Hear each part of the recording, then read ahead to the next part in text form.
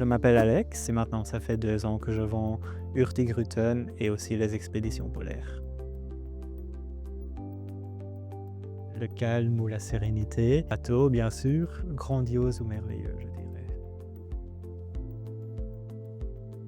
On voit beaucoup de choses sur un très peu de temps en fait. Donc sur 12 jours, on va arriver à faire un trajet complètement du sud de la Norvège vers le Cap Nord et retour, ce qui à un autre voyage ne serait pas possible.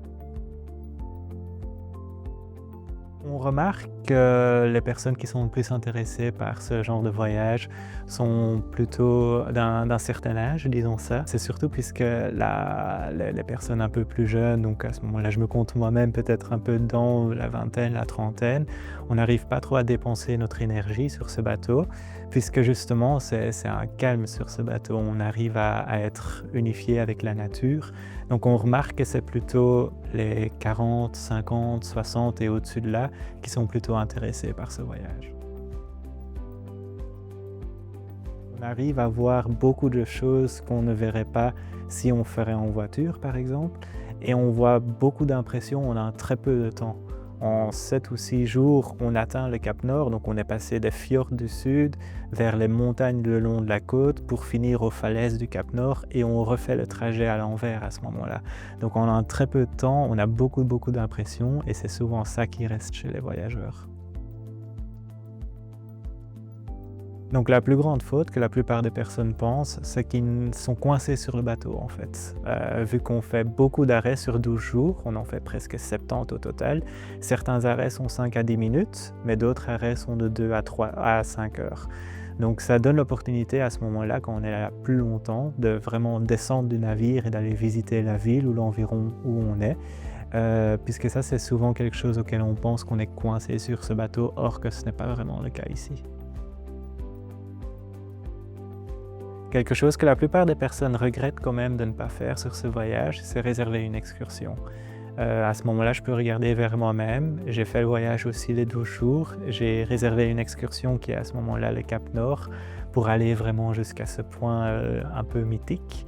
Et il a été annulé malheureusement puisqu'on était là en pleine période hivernale à cause des intempéries. Et c'est quand même quelque chose qui m'est resté jusqu'à ce jour de ne pas pouvoir être sur ce point. Donc c'est quand même quelque chose que je conseille. Réserver chez Nordic, c'est une certaine sûreté, une assurance, disons ça. On a exactement les mêmes prix que vous pouvez retrouver sur le site Hurtigruten, donc que nous on a aussi. La seule différence, c'est qu'à partir de Bruxelles ou Paris, vous êtes vraiment sous nos ailes. Donc on va tout réserver pour vous jusqu'au moment où vous revenez. Donc à ce moment-là, on parle des transferts, on parle des nuitées dans les hôtels et on parle bien sûr du navire même. Ça donne juste une certaine sûreté que vous, en tant que voyageur, à ce moment-là, vous pouvez passer votre voyage dans le calme et sans aucun stress. Un petit hidden gem qu'on ne voit pas par exemple quand on fait le voyage en voiture, c'est la montagne de Torghatten. Donc en fait c'est une montagne où avec l'érosion et le temps, il y a vraiment un genre de trou qui s'est créé au sein de la montagne qui traverse complètement la montagne. Le navire il va vraiment essayer d'arriver au plus proche de cette montagne, même essayer parfois de la contourner complètement pour avoir un peu toutes les impressions. Donc c'est vraiment quelque chose où je conseille d'aller dehors à ce moment-là. C'est quelque chose de complètement différent qu'une croisière normale. Ici, il y a vraiment une histoire qui est chez Hurtigruten. C'est une histoire de maintenant plus de 180 ans, puisque ça a commencé avec déposer la poste en fait, puisque c'est la poste-route comme on l'appelle.